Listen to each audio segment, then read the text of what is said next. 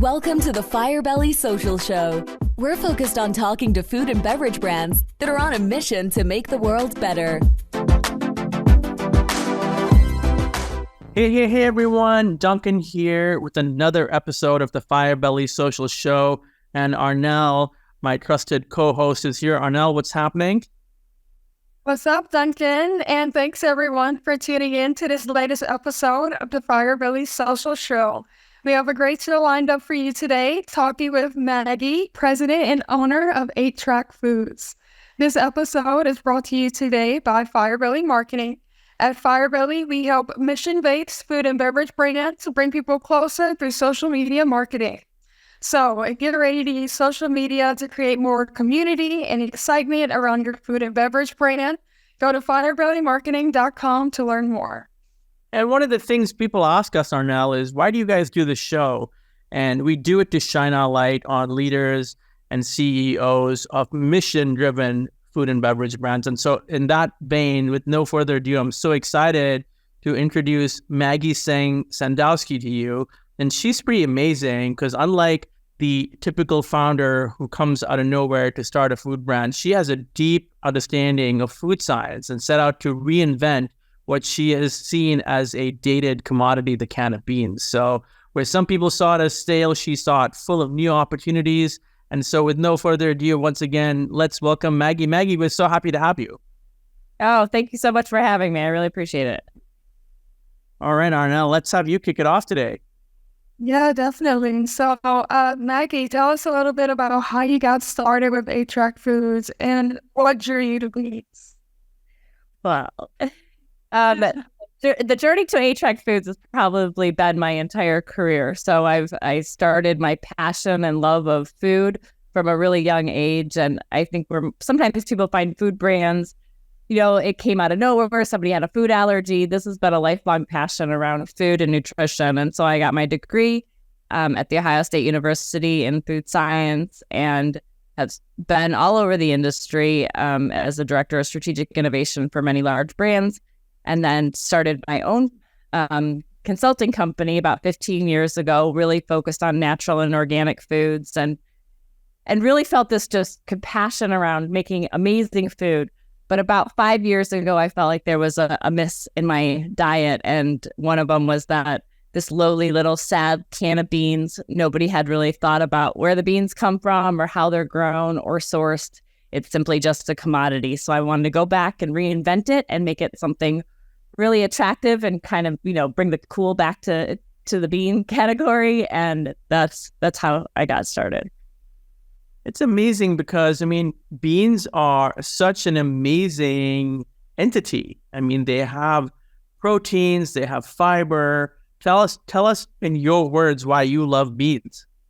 Yeah, it really is. So probably about 6 years ago, I applied for a federal research grant around doing some research on beans and understanding beans are this real powerhouse, not only just for our personal health, but also for planetary health. And because they are nitrogen fixers, so a lot of times the soil gets depleted in nitrogen and you have to, put that back into the soil. Beans themselves actually do that and correct that action for itself. So they are wonderful and they don't use a whole lot of water to grow. So from a planetary perspective, they are probably the most sustainable ingredient on the planet. And delicious. Oh my gosh, they're incredible. If we could get everyone to eat more beans, I think we'd make a big difference. We were joking before I came in here. One of my colleagues was saying, what's your favorite way to eat beans? And I'm like, I can't say my favorite. I'm just going to say hummus. So I could keep going down the list. So I know. And so many people have this weird misconception around beans. And so a lot of times when I'm like, yeah, I own a bean company, people are looking at me waiting for the punchline. Is there a joke? I'm like, no, there's so many ways you can have beans into your diet. So what about the name 8-Track? How did you get that? Yeah, so that's kind of an interesting story. It was originally Snap Planet. I don't know where that came from, but I was trying to do this retro kind of old school vibe around cans. And so I wanted it to be a throwback and and I was thinking about the food and how getting our planet back, making our tracks on the planet a little bit lighter. And 8-track just popped into my brain, and the 8 kind of represents this infinite loop of sustainability. So everything we do is kind of feeding back into itself. So even our packaging is completely recyclable. And that brings me to a question about really what the differentiator is in your mission. It's like, yes, it is beans, and beans are amazing, but there's something deeper to the side there. Yeah, there is. I think what we're trying to do is, it's not just focusing on the food. So I've developed a lot of products, and there's so many, parameters that you can put on those products, whether it's organic, what types of ingredients you use, what those nutritional requirements are. And so spending all this time in the food for my whole career, but the packaging always was kind of an afterthought. So here I created these beautiful and amazing products, but then we wrap them in a ton of plastic. And that packaging was probably doing more harm to the environment than the food itself. And so when I created this, I wanted to make sure that we were not just putting it in a pouch, making sure, because pouches aren't necessarily recyclable easily. And so I wanted to make sure that we used a steel can that was infinitely recyclable and could be reclaimed in almost all waste streams. And I think that's the 8-track for me. I love that you brought up the infinity, the correlation with infinity. I immediately, being old, thought about the 8-track player, and I was like, yes, it's so retro. It's 8 tracks. I love it. So. Oh, and that's been one of my favorite things, is listening to people's 8 tracks. There's so many deep memories of people in their car and what they had in their car, whether it was an Eagle soundtrack or, it just, everyone seemed to have their old ones. So it is fun to hear those stories as well. And it's interesting because when you ride in really old cars, if they're still working well, there is an 8-track player in there. And recently I was riding in a 60s or early 70s, I can't remember, Chevy. And I was like, I got to play the 8-track. And it was Willie Nelson. Willie Nelson. Okay, then I haven't heard that one yet. So thank you for bringing that to the table. No fun. Yeah. So what about I know 8-track is really known for, well, you made it known, sustainability, also organic. What about 8-track makes it really different? I know you also talk about American made, American grown and packaged. So why is that also important for you? So a lot of the brands don't necessarily grow their beans, in the United States. So it was really important to me to, work with U.S. organic farmers to support that impact here. You think about where your water is sourced. You think about where your coffee beans are sourced. You think about all your tomatoes come from, but nobody really thinks about where their beans are grown. And Michigan has such a strong agriculture, and we wanted to make sure that most of our beans were sourced from that region. And then as well as using just a really simple brining process, so we don't add any chemical, additives to make sure the beans are dark or black or anything like that. And so it's just simply organic beans, water, and sea salt. So everything we do is just a little bit different, and I think it makes for a higher quality bean. And Duncan, your music. Mark Bitterman was on the show recently. I mean, besides being a award-winning author and running some beautiful businesses, he is, I guess, the world's foremost sommelier. And we did not know the depths of salt and all the wonderful qualities that salt brings to the table in general. So it made me think of that. Yeah, and I think there's so many things with our ingredients that, we've monocropped so many things that we're just used to, one varietal of a banana or one varietal of a tomato. And so really exploring how the depths of all of the different ingredients. I mean, obviously, as a food scientist, we have to make sure that we can feed, our whole planet. But I think there are ways to support local agriculture too. Yeah. What's your favorite way to enjoy beans? If you had to pick a bean one for the rest of your life to eat, and what's your favorite way to enjoy it? I always kind of feel like Forrest Gump. Like I want to be like, oh, I can have hummus and black beans. I think there are so many different ways that we can enjoy beans. And so sometimes people have really strong, adversity to texture or anything. And so, I would say my favorite bean seems to be the black bean. I think it's incredibly versatile. You can use it, with anything like black bean and sweet potatoes, just cook a sweet potato, put some black beans on it, and it's amazing. Or, smash it up and make like a simple tostada. So yeah, definitely black beans is my favorite. I'm going to jump into this one. Question. Did I get all the parts on that question? There's good ones. Maggie, Arnell, I got to jump in on this one. It's like, I absolutely love black beans. And I feel like black beans are like underemphasized in general. And we need to do more with black beans. I mean, the texture is good. The taste is good. I also love chickpeas. I was going to say chickpeas, I would say, is probably my favorite. Chickpeas. Why would you pick chickpeas, Arnell? I really enjoy them in salads. Also, hummus, I enjoy. I just like it. Yeah, they do. Versatile, right? Yeah. I mean, that's the thing with beans. You can really think about them in so many different ways. You can marinate them. You can, saute them. You can smash them into a dip. I mean, so it's not just thinking, because I have so many people just kind of react to me like, I don't like beans. And I'm like, well, I don't think you've had the right one yet. What about the, I don't know if I'm even saying this correctly. Is it the Gigante beans or the Gigante beans? Oh, yeah, the big ones. Yes. I've never had those. What are those like? Yeah, those are really good too. Yeah, those are really big in Italy, just really delicious. They're more meatier in texture, a little bit more complicated to cook. They're harder to find here in the States. I had never really eaten any kind of soup with many, many different beans in it. But that when I first came to the United States, I was so fascinated by the 6-bean soup and the 8-bean soup. But beans are really great in stews too. And I think one of the things that really struck us is that the way you're processing or not processing really the beans, I'm sure we haven't tasted them yet, but I'm sure lends itself to a much better bean experience, because there's nothing like, soggy beans that are losing their structural integrity when you start to eat them, and you haven't even cooked them yet. Right. Yeah, we like to say our skins are nice and tender, so that does make it a really good. You've launched, let's say, at least 100 different food products and brands in your time. You're a food scientist.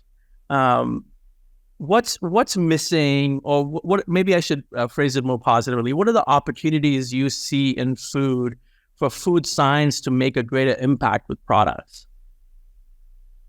Yeah, I think sadly, food scientists are not really renowned at what we do. We're responsible for so much of, every food you touch, we also touch. We don't get a lot of credit for that. But I think there's a lot of opportunities for us to really step back and look, and that has been my entire career. Step back and really evaluate the ingredient statement. Sometimes there's a laundry list of ingredients, and there really doesn't need to be. Sometimes it's just sloppy formulation. People need to add more tomato flavor, so they simply add a tomato flavor rather than a tomato paste or something to that effect. So I do think overall it's our job to help understand that there really isn't a one fits all. This can't be the perfect granola bar. This can't be the perfect drink. It's not going to solve all your dietary issues. But really stepping back and looking holistically at what our diets are. It's not really sexy to say we need to eat a balance of carbs, protein, and fats, and whole foods. But I think that's just something we need to focus on as an industry. Arnell, you and I were talking about that recently, about like why people don't look at macros, and I've been guilty of that too. It's like you don't sometimes want to look at anything that can sort of change your mindset, even if it's a bad mindset. So people don't look at macros. And it is really amazing how many of them you can't pronounce the words. It's like, you don't know. What the hell is that? So true. And we've gotten so good at fractionating certain ingredients. So if you want to have higher protein, then we could just take the protein out of the bean and give you that. You want to make sure that it's, certain aspects of all of the different profiles, we can give you that. But the benefit of having whole foods is just looking at that macronutrition and what that food inherently holds, higher fiber or higher, magnesium, all of the different micro elements that maybe just don't show up in your food normally. So we're not engineering it. I feel like there's such a great opportunity for people to have more knowledge around their diet. And I feel like it seems so simple, but still it's very overlooked by most of the population. And I remember we just recently had Josh Anthony on a podcast. He's the founder of Innovates, where she helps brands put together personal nutrition plans for their customers. And this conversation just reminds me of that and how important it is and how, something so simple really does go overlooked. Yeah, I think that's a very incredible point. Just looking at that whole meal, what the whole product can bring, I probably can't emphasize that enough. That, plus it's more affordable to eat in that realm too, because you're buying just simple ingredients and less processed foods. Yes, definitely. Maggie, I wanted to just give you like such a amazing shout out, because not only are you making the world better, and thank you for that. Thank you for doing that. I mean, as leaders, I feel like leaders just don't get thanked enough. So, thank you for making the world better. But not only did you do that, you did it at the start or right before the pandemic. I mean, yes. It's like take an already difficult journey and triple the difficulty associated with it. What was that like, and how'd you do it? I would say it was probably 2019 was when I sourced all the farmers, lined up contract manufacturers. At that point in time, canners were writing me thank you notes, saying, "Oh, you want to bring back the canned good aisle? We love you," And so in January of 2019, I literally spent all of my savings to buy my canned beans. And then, when COVID hit, my consulting, which was what I was doing, just went away too. So it was like a double whammy. It was probably the scariest time in my life, but I did realize that nobody would starve because I had a lot of beans. But also when the world cracked, it was kind of this window of opportunity for me. And so I leaned in because I didn't have a model to pivot. I just created a model that I could start to go after. And so it really opened a lot of doors for me that I probably wouldn't have had, because it's really difficult to get in to see buyers. I was able to do that through Zoom calls and less expense. Thankfully, I had a product that people were looking for. So even though it was a scary few months, it also was just this, literally one of those things, like the mother of invention, because I had the beans. I just had to go out and sell them. And thankfully, I had created and forged those incredible partnerships prior to the launch. So they stuck by me, even though I was a tiny little brand, even though it's really difficult even today to get into canners. Yeah. It was a harrowing journey, but we made it through. No, I mean, it's already difficult to launch a brand. I mean, and then to do it at the pandemic. I mean, that's just such an accomplishment. Thank you for sticking with it. Oh, yeah. It made them, that's for sure. I'm like, well. Yeah. And speaking of your journey, what are some of the next big things that are coming up for you? What are you most excited about? Yeah, I'm really excited. So we are launching towards the end of August into a large retailer, Food Lion. So we'll be in an additional 1,100 stores starting in the Southeast. So that's very exciting and a big move for the brand. So we're happy for that partnership. That's super cool. That's, I think, based out of North Carolina, Food Lion. Correct. So North Carolina is an amazing place. There's so much cool stuff going on there with food. Yeah. Yeah, they have a lot of food. I could eat my way through that state. What about you've had this amazing journey. What do you say to people that are getting started in CPG today? Yeah, I always said I would never start a food brand because I kind of know what it's all about and I know how to create the product.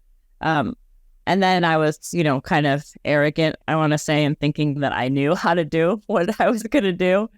I'm great at building the product. I had no idea kind of what comes after in the sales and the marketing aspect. And that's why it's great to have these conversations with you because you're the experts. But for anyone starting, I think it's good to be a little bit naive and not know what you're doing. I remember having conversations like, you need to know your cash flow and you need to manage this. And I was like, whatever, I'll figure that out later. And I would say for people starting up, it's just be patient with yourself and really embrace you're going to fail a lot, and I think I'm a scientist, so I'm used to like failing constantly and then just learning and moving forward and keeping going. But yeah, there's a lot of kicks in the teeth along this way, and just staying strong and really believe in what you're after and the passion that you have to make a difference. So powerful. And one of the things you mentioned was that sales and marketing piece, and it was something that you had to learn. What would you say is the role that social media plays for you in HVAC? Yeah, so one of the things that social media has really helped us, I think a lot of brands, they kind of, especially there's a lot of influencers and people that use beans.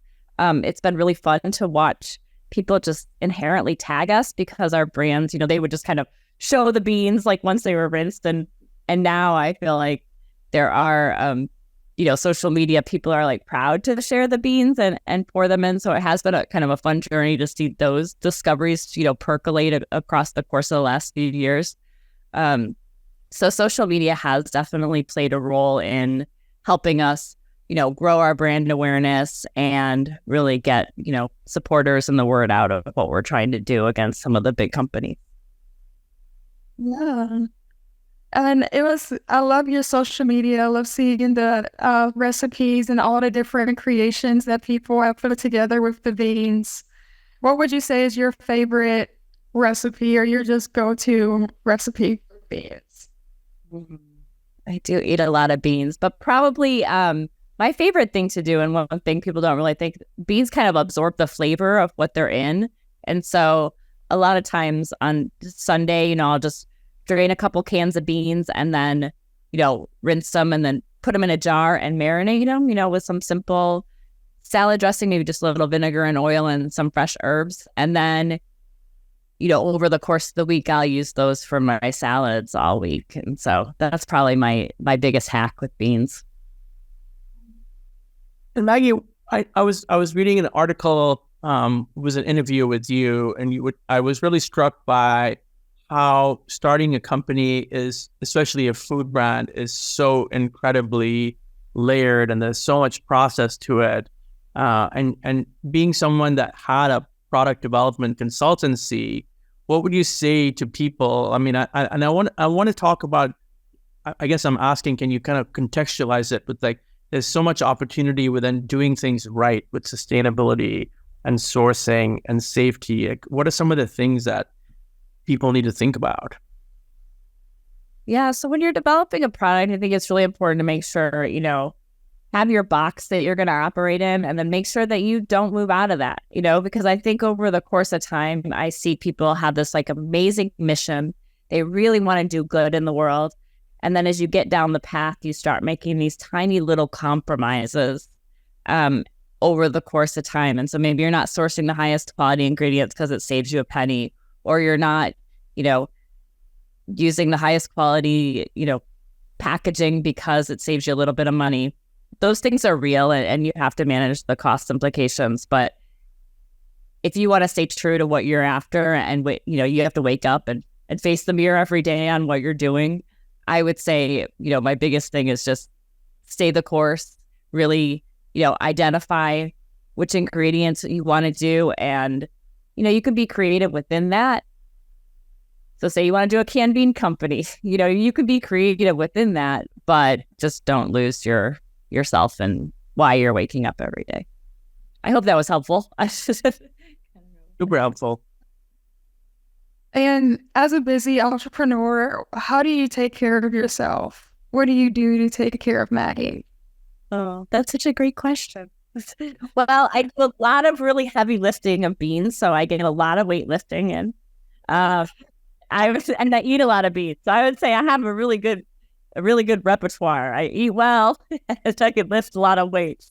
But overall, yeah, I'm not really the best at taking care of myself. I do a lot of work, but I think the one thing about having this bean company is also fun too, is that because it's such a simple product, one of my passions is food and creating recipes, and I'm able to do that as part of like a relaxation process and really share those discoveries with other people. They're fun and creative. Looking at that art, making on. That's a wonderful way to take care of yourself. Good.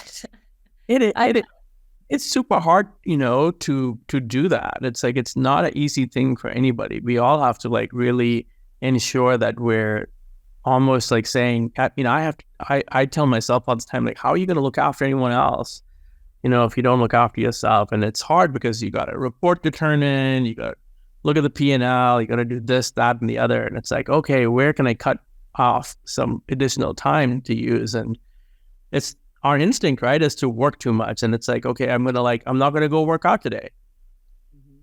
Definitely have to be disciplined about self-care, to say the least.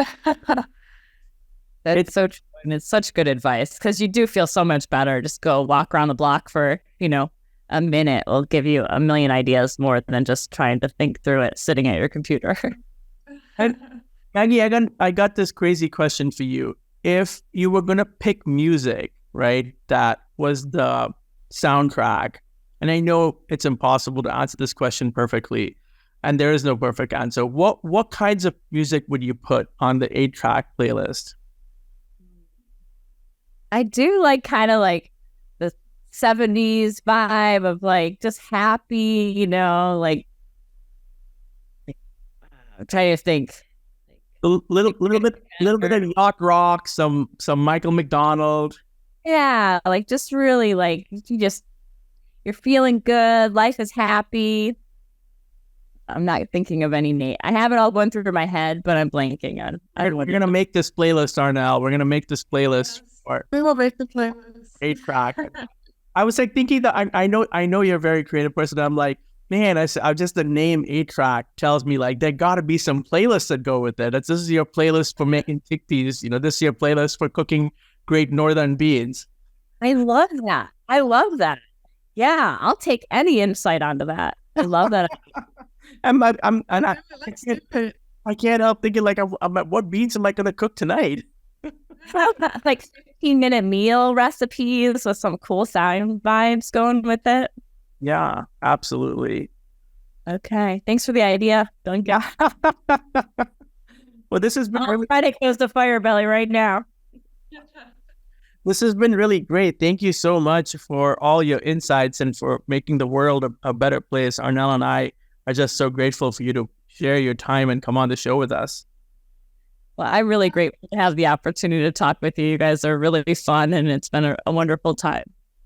Awesome. Tell us, anyone who's listening, where they can find 8-track. So yeah, you can find 8-track Foods at 8trackfoods.com, or we're sold at Whole Foods. We're also sold at Meijer stores, a ton of independent, Central Market in Texas. So we have a pretty big footprint, and you can find us, our store locators on our site as well. So super cool.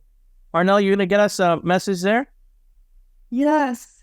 So this episode is brought to you today by Firebelly Marketing. At Firebelly, we help mission-based food and beverage brands bring people closer through social media marketing. So if you're ready to use social media to create more community and excitement around your food and beverage brand, go to firebellymarketing.com to learn more. Thank you, everyone, and thank you especially to our guest, Maggie Sadowsky today, founder of 8-Track Foods.